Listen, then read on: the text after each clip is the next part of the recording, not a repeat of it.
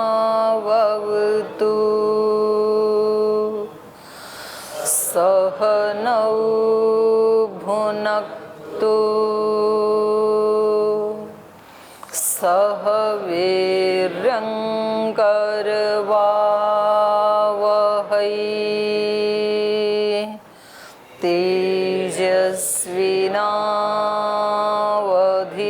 तेजस्विनावधीतमस्तु मा विद्विषावहै।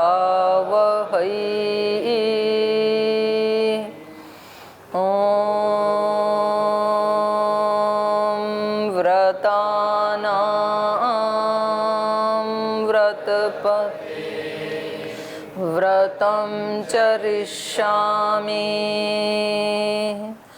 तच्छकेयं तन्मे राध्यताम्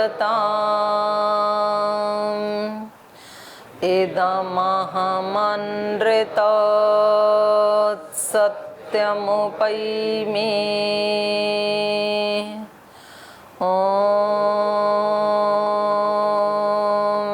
शांति शांति शांति।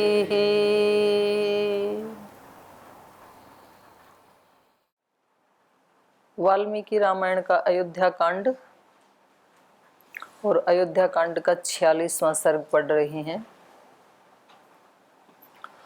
आर्य सुमंत्र श्री राम को छोड़ करके जब अयोध्या में लौट कर आते हैं तो महाराजा दशरथ ये देख करके कि सुमंत्र खाली हाथ लौट आया है, श्री राम को साथ नहीं ला पाया, तो उससे वो मूर्छित हो जाते हैं और उनके मूर्छित होकर जमीन पर गिरने से माता कौशल्या का शोक और ज़्यादा बढ़ जाता है और वो उनको थोड़ा उपालंभ देते हुए कहते हैं कि अभी ऐसे मूर्छित होकर गिरने से क्या फायदा है, आपने तो अन्याय कर ही दिया है। तो एक श्री राम का जाने का दुख, ऊपर से माता कौशल्या के नाराज होने का दुख, तो महाराजा दशरथ अत्यंत आर्त हो जाते हैं, दीनहीन अवस्था को प्राप्त हो जाते हैं। और ये शब्द सुनकर जैसे ही उनकी चेतना लौटती है तो वो आर्य सुमंत्र को बुलाकर कहते हैं कि आप यदि थोड़ा भी मैंने जिंदगी में कोई उपकार किया हो आपके ऊपर, थोड़ा भी आप मेरा एहसान मानते हैं, मैंने आपका कोई भला किया हो, सुकृत किया हो, तो आप मेरे ऊपर इतना अनुग्रह कर दीजिए कि या तो आप मुझे राम के पास ले चलो या तो फिर मेरी आज्ञा से राम को यहाँ वापस लौटा लाओ, क्योंकि अब मेरे प्राण ज़्यादा देर रुकने वाले नहीं हैं इस शरीर में। और देखो ये भाग्य की कितनी बड़ी विडंबना है कि इस महान दुख की घड़ियों में इमं अवस्थाम आपन्ना न इह पश्यामि राघवम, जब मैं इस शरीर से जाना चाह रहा हूँ, जब मैं इतना दुखी हूँ, अत्यंत दुखी हूँ, जब मुझे श्री राम की अत्यंत आवश्यकता है तब मेरे सामने राघव नहीं है, राम नहीं है, मैं उनको देख भी नहीं पा रहा हूं। कहाँ तो श्री राम प्रतिपल इनकी खुशियों का ध्यान रखते थे, इनकी सेवा शुश्रूषा करते थे, 24 घंटे खड़े ही रहते थे। और जब तो ये स्वस्थ थे, इनको जरूरत भी नहीं थी उनकी सेवा शुश्रूषा की। और कहाँ ये घड़ी जब इनको कोई भी अपना नहीं लग रहा है। कई से वैसे ये रुष्ट हो गए हैं क्योंकि उन्होंने ऐसा एक अनर्थ कर डाला। सुमित्रा कौशल्या वैसे इनसे नाराज हैं क्योंकि उनके हितों के ऊपर आघात हुआ है। प्रजा के लोग वैसे इनसे नाराज हैं कि इन्होंने श्री राम को क्यों बाहर निकाला। स्वयं पुत्रों के और पुत्र वधू के बिछोह से इतने ज्यादा दुखी हैं। तो एक तरह से दुख का साक्षात विग्रह बने हुए हैं महाराजा दशरथ। और ऐसी स्थिति में तो श्री राम जैसे कोई महामानव यदि सामने हो तो कलेजे को थोड़ी ठंडक मिल सकती है। लेकिन ये कह रहे हैं कि कैसा विधान है ये विधि का कि मैं श्री राम को अपने सामने नहीं देख पा रहा हूँ। तो यहाँ तक हमने पढ़ा था, 4 नंबर श्लोक तक। आगे हम पाठ को पढ़ें उससे पहले आप में से किसी को कोई पूछना है तो पूछ सकते हैं। कोई प्रश्न है किसी का? नो क्वेश्चन, आज कोई चिंतन नहीं है। चलिए आगे चलते हैं। हाँ माता। प्रश्न तो नहीं है पर एक अनुभव है। अच्छा अनुभव है, तो अनुभव कल सुना देना फिर। ठीक, चलिए आगे पढ़ते हैं। अतोनु किं दुःखतरं योऽहं इक्ष्वाकुनन्दनम् इमामवस्थामापन्नो नेह पश्यामि राघवम्। हा राम रामानुज हा वैदेही तपस्विनी न मां जानित दुःखेन म्रियमाणं मनाथवत्। इति विलपति पार्थिवे प्रनष्टे करुणातरं द्विगुणं च राम हेतोः। वचनं मनुनिशम्य तस्य देवी भयमगमत् पुनरेव राम माता। ततो भूतोपसृष्टेव वेपमाना पुनः पुनः धरण्यां गतसत्त्वेव कौसल्यासुतमब्रवीत्। नय मां यत्र काकुत्स्थ सीता यत्र च लक्ष्मणः तान् विना क्षणमपि यत्र जीवितुं नोत्सहेह्यम्। तो इस प्रकार से महाराजा दशरथ हा राम, हा रामानुज, हा वैदेही तपस्विनी, तीनों को याद कर करके बहुत जोर से विलाप करते हैं। हे राम, हे लक्ष्मण, हे तपस्विनी वैदेही, न माम जानीत दुखेन म्रियमाणम अनाथवत। कितना मेरे सामने ये संकट है और देखो तुम तीनों भी माम दुखेन न जानीत, मेरे दुख को नहीं जान रहे हो क्योंकि तुम तो दूर हो, तो तुम कैसे मेरे दुख को जान सकते हो। और मैं कैसे मर रहा हूं? अनाथवत, म्रियमाणम अनाथवत, अनाथ के समान मरते हुए को तुम जान भी नहीं पा रहे हो। तुम्हें पता भी नहीं है कि मैं कितनी दीनहीन अवस्था में मर रहा हूं। इति विलपति पार्थिवे प्रनष्टे करुणतरं द्विगुणं च राम हेतोः। वचनम अनुशम्य तस्य देवी भयम अगमत् पुनरेव राम माता। तो इस प्रकार से जब वो विलाप कर रहे हैं महाराजा दशरथ, प्रनष्टे पार्थिवे माने अत्यंत जैसे नष्ट प्राय ही हो गए हैं, ऐसे पार्थिव माने राजा, राजा के इस तरह से विलाप करने पर करुणतरम द्विगुणम च राम हेतु, एक तो वैसे दुखी हैं और फिर राम नहीं आए हैं तो राम से रहित रथ को देख करके इनकी हालत जो है, इनकी करुणा जो है वो दुगनी हो गई है, इनका शोक द्विगुण हो गया है। तो इस प्रकार से जब वो कभी राम का नाम लेकर के, कभी लक्ष्मण का, कभी तपस्विनी वैदेही का नाम लेकर के विलाप कर रहे हैं, तो तस्य देवी, उस देवी कौशल्या का वचनम अनुशम्य, उनके वचनों को सुन करके, महाराजा दशरथ के इस विलाप को सुन करके देवी कौशल्या का भय, पुनरेव राम माता तस्य देवी भयम अगमत, तो उसका भय बढ़ गया। फिर उसको भी थोड़ी चेतना आ गई होगी, वो भी मूर्छित हो गई थी। और जब उन्होंने इस तरह महाराजा दशरथ को विलाप करते हुए सुना तो थोड़ा उनके मन में भय आया, क्योंकि जब इन्होंने कहा ना कि देखो मैं कैसे अनाथ की तरह मृत्यु को प्राप्त हो रहा हूँ और तुम तीनों को तो पता भी नहीं है कि मैं किस दुख से गुजर रहा हूँ, तो कौशल्या को ये लगा कि कहीं सचमुच इनके प्राण तो नहीं निकल जाएंगे।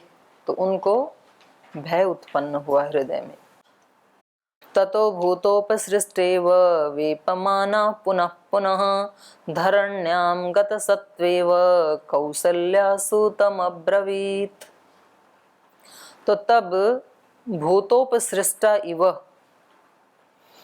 पुनः पुनः वेपमाना, तो उस समय ये माता कौसल्या धरण्याम गतसत्व इव कौसल्या, धरण्याम धरणी के ऊपर, पृथ्वी के ऊपर वो कैसे पड़ी थी, गत सत्व इव, सत्व निकल गया है जिसका, प्राण निकल गए हैं जिसके, माने निष्प्राण सी होकर के जो जमीन पर पड़ी थी कौसल्या माता, तो वो उसके बाद वेपमाना, कांपती हुई सी, भूतोपसृष्टा इव, पंचभूत जिसके उपसृष्ट हो गए हैं, मानो शिथिल हो गए हैं, ऐसी जो कौशल्या थी निष्प्राण जैसी, वो वेपमाना, कांपती हुई सी, बार बार कांपती हुई सी, उठना चाह रही होंगी। और क्योंकि शरीर तो निर्जीव जैसा है, तो इसलिए निर्जीव होने के कारण मानो कांपती हुई सी, सूतम कौसल्या अब्रवीत, सुमंत्र को कौसल्या ने ये शब्द कहे। नयमां यत्र काकुत्स्थ सीता यत्र च लक्ष्मणः तान् विना क्षणमप्यत्र जीवितुं नोत्सहेह्यहम्। तो ये भी कह रही हैं, हे सुमंत्र, माम यत्र नय, यत्र काकुत्स्थ लक्ष्मण सीता च, जहाँ श्री राम है, लक्ष्मण है, सीता है, मुझे भी वहीं ले चलो, क्योंकि तान विना, उन सब के बिना, अत्र क्षणमपि जीवितुम नो उत्सहे ही अहम, निश्चित रूप से मैं उन तीनों के बिना यहाँ एक क्षण भी जी नहीं सकती हूँ। तो शोक ऐसा ही होता है, जैसे वो वेग आते हैं ना किसी किसी चीज के शरीर में, ऐसे ही शोक का भी वेग होता है। जैसे स्थूल वेग होते हैं, छींक का, मलमूत्र आदि का, खांसी का, ये वेग होते हैं ना, इसको रोक नहीं सकता है व्यक्ति। तो कभी कभी आंसुओं का, व्यक्ति को इतनी रुलाई आती है कि फिर वो रो ही देता है, रह नहीं पाता है। ऐसे ही भावनाओं के भी वेग आते हैं, काम का, क्रोध का, लोभ का, मोह का, अहंकार का, ऐसे ही शोक का। तो इनका जो शोक का वेग है वो महाराजा दशरथ भी ऐसे ही बोल रहे हैं और माता कौशल्या भी ऐसे ही बोल रही हैं। क्या बोल रहे हैं, एक क्षण भी नहीं जी सकते हैं उनके बिना, और जीना तो पड़ेगा। जितनी जिसकी आयु है, जितनी आयु महाराजा दशरथ की है उतना उनको जीना पड़ेगा, जितनी माता कौशल्या की है उतना उनको जीना पड़ेगा।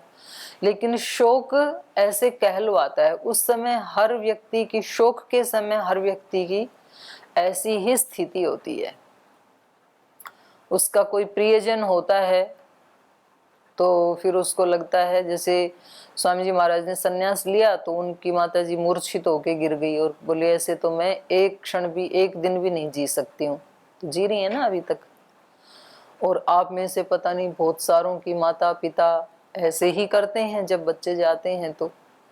लेकिन जितना जिनका आयुष्य है उतना तो उनको जीना होता है। लेकिन शोक जब होता है और कभी कभी बच्चे को भी इतना शौक होता है, वो कहता है मैं माँ के बिना नहीं जी सकता हूँ, मैं पिता के बिना नहीं जी सकता हूँ, तो यहाँ आकर के भी फिर चले जाते हैं। अच्छा चलो यहाँ से तो जा सकते हैं, पर भगवान ना करे पर ऐसा हो जाए कि किसी के माता पिता ऊपर ही चले गए, तो फिर वो व्यक्ति जिएगा कि नहीं? जीना ही पड़ता है थोड़े दिन के बाद। जब वो वेग चला जाता है तो व्यक्ति को सब काम करने होते हैं, लेकिन शोक की अवस्था में व्यक्ति ऐसा बोलता है। और शोक व्यक्ति को क्यों नहीं चाहिए, इसकी तैयारी जब तक शोक नहीं आया तब करनी होती है। जब शोक नहीं आया तब व्यक्ति कौन सी अवस्था में है? जब हमारे जीवन में शोक नहीं है तब हम कौन सी अवस्था में हैं? जब शोक नहीं है तो कौन सी अवस्था है? अशोक। सीधी सी तो बात है ना, शोक रहित हैं हम, शोक नहीं है तो अशोक। वो आचार्य अशोक मत समझना, शोक रहित अवस्था में हैं हम। शोक रहित अवस्था में जब होते हैं तो फिर शोक रहित अवस्था में होते ही तब हैं जब कोई हमारे को भला बुरा नहीं कहता है, कोई हमारे को ब्लेम नहीं करता है, कोई आरोप नहीं लगाता है, कोई अपमान नहीं करता है, कोई कष्ट नहीं देता है, वो ही अवस्था शोक रहित है। वो नहीं कहता है तो फिर कोई ना कोई व्यक्ति हमारी प्रशंसा करता है। दो ही तो स्थिति है ना, या तो कोई व्यक्ति हमारी निंदा करता है, या तो कोई व्यक्ति हमारी स्तुति करता है, या तो हमारे से द्वेष रखता है, या तो राग रखता है। तो राग की अवस्था जब होती है, अशोक की अवस्था जब होती है और कोई व्यक्ति हमारी प्रशंसा करता है तो व्यक्ति को क्या लगता है? अच्छा लगता है। जब बुराई करते समय बुरा लग रहा है हमको, तो जब बड़ाई करते हैं हमारी तो अच्छा भी लगता ही होगा ना। लगता है नहीं लगता? लगता है, सभी को ही लगता है। जिसको प्रतिकूलता से कष्ट हो रहा है, निश्चित रूप से अनुकूलता में वो व्यक्ति सुख लेता ही है। जिस दिन आपको सबसे बुरी सब्जी कौन सी लगती है? हैं? कद्दू। तो जिस दिन आपको कद्दू से कष्ट होता है तो निश्चित रूप से प्रिय कौन सी लगती है? प्रिय पनीर, मिक्स वेज। तो निश्चित रूप से मिक्स वेज और पनीर में आनंद आएगा ही आएगा, दोनों साथ ही रहते हैं। इसलिए तो वहां पर कहा दुखम एव सर्वम विवेकी न। विवेकी के लिए कद्दू भी दुखदाई है और मिक्स वेज और पनीर भी दुखदाई ही है। क्यों? क्योंकि मिक्स वेज और पनीर को खाते समय यदि अच्छा लग रहा है तो आप तैयारी नहीं कर रहे हैं। कद्दू आने ही वाला है, अगले दिन कद्दू आए। महाराज जी कद्दू इतना क्यों खिलाते हो आप? एक बार तो खा सकते हो भाई।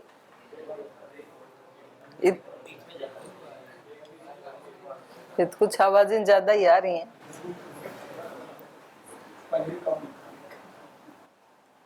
तो ये है, देखो ये तो छोटी सी बात है, और तो जीवन के तो बड़े ऊंचे नीचे पथ हैं। तो इसकी तैयारी तब करनी होती है जब अनुकूलता है, जब हमारा सम्मान हो रहा है या हमारे मन के अनुकूल हो रहा है। तो हमें दोनों में समता यदि रखनी है, क्योंकि समता की ज्यादा जरूरत तो दुख के समय ही होती है ना, प्रतिकूलता के समय, पर उसकी तैयारी अनुकूलता के समय करनी होती है। तो जब कोई हमारे को स्तुति करता है, प्रशंसा करता है, अच्छा बताता है, तो व्यक्ति को ये सोचना चाहिए कि भाई ये व्यक्ति अपने भावों की, अपने संस्कारों की अभिव्यक्ति कर रहा है।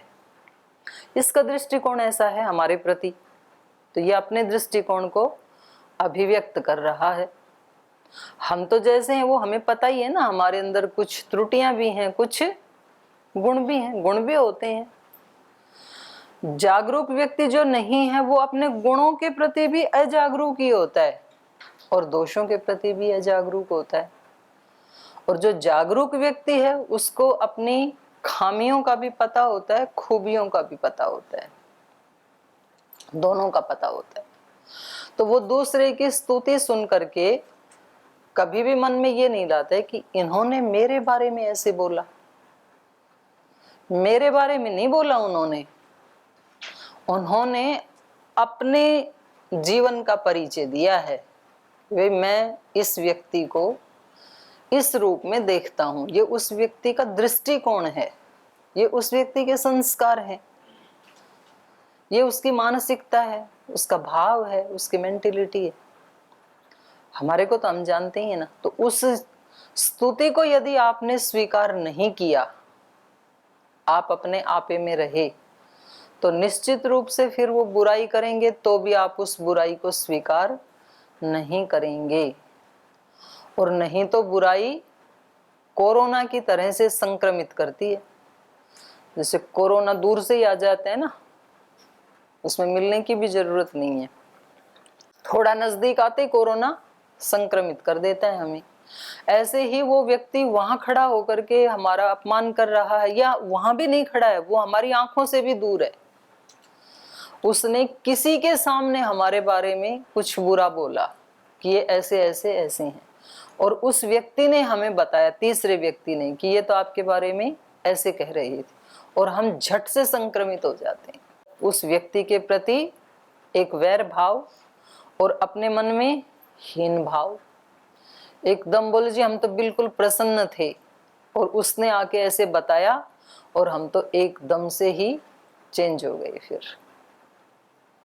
तो ये संक्रमण लेना ये हमारे ही हाथ में है, और हम उसको ना लें, हम अपनी निजता में, जैसे महाराज जी बार बार हमें ये बात कहते हैं, आज भी सुबह बोल रहे थे, क्या बात बोल रहे थे, अपनी निजता में रहने का अभ्यास, बार बार बोलते हैं ये। हमें समझ में नहीं आता निजता में रहने का मतलब क्या है।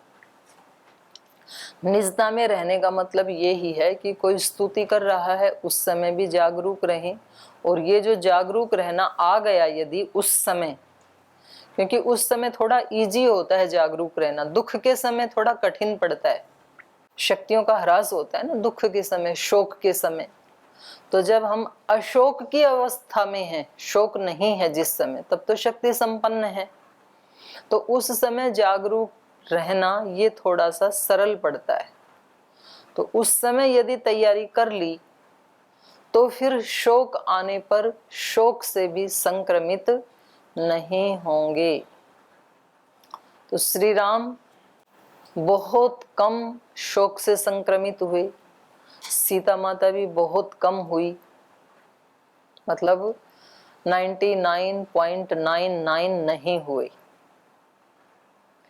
और लक्ष्मण जी थोड़े से उनसे ज्यादा हुए, दशरथ जी बहुत ज्यादा हुए, माता कौशल्या उनकी अपेक्षा कम हुई। तो देखो घटना एक ही है, लेकिन परिवार के सारे सदस्यों के ऊपर उसका प्रभाव अलग अलग दिखाई दे रहा है। तो ऐसा हमारे जीवन में भी हो सकता है, स्थितियां एक ही जैसी होती हैं, कोई उनको ज्यादा ही बढ़ा चढ़ा करके सोच सोच करके उनको ज्यादा ही ले लेता है, कोई थोड़ा कम लेता है, कोई कहता है क्या है ये तो सब चलता रहता है, ये तो आने जाने वाली चीजें हैं, क्या है, आगमा पाइनो नित्या अनित्या तान तितिक्षस्व भारत, आने जाने वाले हैं, सहन करना ही है, आगे बढ़ना है, रुकना थोड़ी है यहाँ पे। पर यदि आपने अनुकूल अवस्था में तैयारी नहीं की, तब तो शोक की अवस्था हमें कोई भी निर्णय लेने नहीं देगी, तब तो शोक, थोड़ा सा शोक भी हमें परास्त करके चला ही जाएगा। तो ये शोक की पराकाष्ठा में है इस समय। महाराजा दशरथ भी और माता कौशल्या भी उनकी चपेट में आ गई हैं। तो ये क्या कह रहे हैं, या तो हमें वहां ले चलो, नहीं तो उनके बिना हम एक क्षण भी जी नहीं सकते हैं। इसी गुरुकुल में रहते हुए कई विद्यार्थी वापस घर लौट गए उनके जीवन में ऐसे ही शोक का क्षण आता है। बोल जी या तो घर ले चलो, नहीं तो यहाँ कद्दू की सब्जी खा के तो एक दिन भी और रह नहीं सकता हूँ। तो कुछ तो कद्दू की सब्जी खा खा के 5-7 साल गुजार दे रहे हैं। उनको आशा है कि कभी ना कभी भिंडी भी मिलेगी, कभी ना कभी पनीर भी मिल जाएगा। कोई नहीं, ये तपस्या है। और ये तो आप शुक्र करो, आपको कद्दू तो मिल रहा है। हम जब गुरुकुल में पढ़ते थे, एक गुरुकुल है हरियाणा में, लोहा कला, 300 तो लड़कियां थी वहां पर। अनाज मांग करके लाते थे। जब अनाज निकलता है ना, उस समय लड़कियां जाती थी, तो लड़कियों को देख के कोई भी दे देगा, तो ट्रॉली भर भर के लाते थे। वो सारी साल खाना है, तो उसी अनाज में तो वहां गिन करके 3 चपाती देते थे बड़ों को, 3 या 4, वो बिल्कुल पतली पतली, कौवा भी उठा के ले जाए जिसको। और चाहे वो आधी जली हो या कच्ची हो, गिनती 4 होनी चाहिए। जरूरी नहीं है कि वो चारों अच्छी खाने योग्य ही रोटी होंगी, ऐसा नहीं है। और छोटे बच्चों को 2। और दाल बनती थी बड़े से पतीले में। तो एक कोई लाला थे वहां पर, हरि किशन या हरिशरण पता नहीं, तो 2 बोरी दाल देते थे, मूंग छिलका, 1 साल में 1 बार। तो उसमें पतीले में होता था 99% पानी, और इतनी सी मुश्किल से उसमें दाल, वो मिलती नहीं थी, पानी पानी मिलता था। भूल भटक के कोई 1-2 दाना बेशक आ जाओ कटोरी में। और उसमें केवल हल्दी और नमक डालते थे, छोंक का कोई मतलब नहीं है। और जिस दिन होली दिवाली होती, उस दिन एक सब्जी बनती थी आलू टमाटर की, और दाल में भी छोंक लग जाता था जीरे का। इतनी खुशी होती थी, मतलब जैसे तो स्वर्ग मिल गया हो। और खाने को पूड़ी मिलती थी भरपेट, इसलिए कई कई तो 8 दिन की एक ही दिन खा लेते थे, क्योंकि अगले दिन वही 3 रोटी मिलनी है, और वो भी जली कटी। और मेरे को तो वैसे भी आदत नहीं है, मतलब रोटी ना सबके बीच में खाने की बिल्कुल आदत नहीं है। तो एक छोटी श्रद्धा यहाँ पर आई थी, आप में से कुछ लोगों ने तो देखा होगा ना, श्रद्धा आचार्य कुलम में आई थी जब, तो वो मेरे पास आ गई थी वहां पढ़ने के लिए, 8 ही वर्ष की। तो मैं उसको कहती थी कि तू ले आ रोटी मेरे लिए भी। तो जो लेने जाए तो बची खुची, कभी आगे पीछे की, तो बोले आज 4 नहीं, आज 3 ही मिलेंगी, उसमें कुछ कच्ची कुछ जली हुई। और फिर शाम को ही बात, बस 2 ही बार मिलती थी, कोई बीच में कोई स्नैक्स नहीं, कोई फल नहीं, कुछ नहीं, फिर शाम को ही मिलेगा। वो तो खैर यहाँ भी नहीं देते होंगे आपको, पर 3 बार तो मिलता है कम से कम। वहां 2 ही बार मिलता था, 9 नाश्ता, कोई नाश्ता नहीं है। और आपको कद्दू भी अच्छा है, और वो भी एक दिन मिलता है सप्ताह में आपको। तो आप कम से कम चलो औरों को ना देख करके, हमारे को देख करके अपने सौभाग्य के ऊपर इतरा सकते हैं कि आप लोगों को दाल भी नहीं मिली, हमें सब्जी तो मिलती है, कम से कम हरी सब्जियां भी मिलती हैं आपको। तो अनुकूलता और प्रतिकूलता ये सबके ऊपर अलग अलग प्रभाव करती हैं। जो व्यक्ति थोड़ा जागरूक है और जो अनुकूलता को स्वीकार नहीं करता है, वो प्रतिकूलता को भी स्वीकार नहीं करेगा। और जो अनुकूलता को बहुत हंसी हंसी खुशी खुशी से स्वीकार करता है, बड़ा खुश होता है, प्रतिकूलता से संक्रमित होने ही वाला है, कोई भी बचा नहीं सकता है उसको। अब वो दूसरे का अपना भाव, दूसरे का अपना विचार, दूसरे के अपने व्यूज, और उनको हम सुन करके अपने जीवन में लेते हैं और अपने लक्ष्य से भटक जाते हैं, फिर दुखी होते रहते हैं हम। तो ये संक्रमण है। तो जितनी सावधानी कोरोना से बचने के लिए की जाती है, उससे भी ज्यादा ये राग द्वेष वाले संक्रमण की बीमारी से बचने के लिए व्यक्ति को जागरूक होना चाहिए। तो यहाँ पर कौशल्या ने इनसे कहा कि मुझे वहां पर ही ले चलो जहां मेरे दोनों पुत्र और सीता माता हैं, क्योंकि तान बिना क्षणमपि अत्र जीवितुम नोत्सहे ही अहम, नहीं रह सकती हूँ।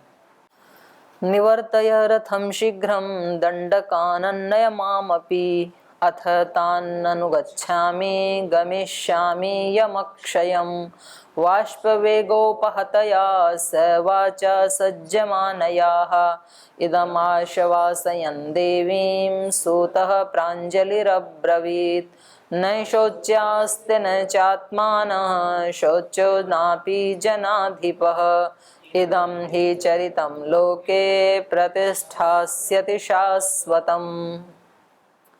इसलिए वो कह रही हैं सुमंत्र को, शीघ्र रथम निवर्तय, तुरंत रथ को वापस मोड़ दो। दंडकानन नय माम अपि, और मुझे भी उसी दंडक वन में ले चलो, उसी कानन में ले चलो। अथ तान न अनुगच्छामि गमिष्यामि यमक्षयम, और कहा कि यदि आप मुझे उनके पास नहीं ले चलेंगे, अथ तान न अनुगच्छामि, यदि उनके पास मैं नहीं जाऊंगी, आप मुझे नहीं ले चलोगे, तो मैं कहाँ चली जाऊंगी? यमक्षयम गमिष्यामि, यमलोक को चली जाऊंगी। या तो उनके पास ले चलो या तो फिर यमलोक।